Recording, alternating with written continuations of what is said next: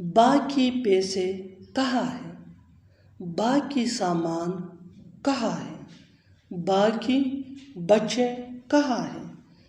बाकी सब कैसे हैं? इन जुमलों में हम बोल रहे हैं बाकी। इसके लिए आपको यूज़ करना होगा इंग्लिश में रेस्ट ऑफ। आइए कंप्लीट स्ट्रक्चर समझते हैं।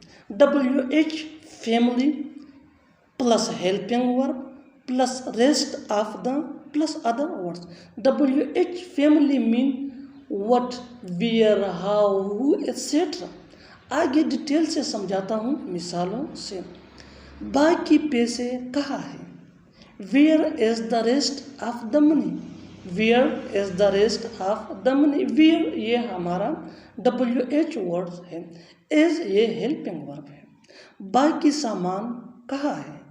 बाकी सामान कहाँ है? Where is the rest of stuff?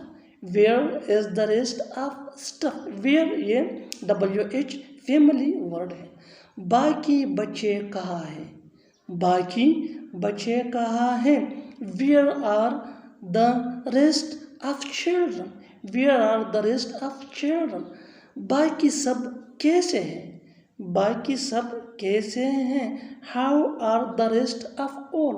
How are the rest of all? How ये WH वर्ड्स है जिसके माने है कैसे। और आखिर में ये सेंटेंस आपके लिए कमेंट बॉक्स में इसका जवाब ज़रूर देना।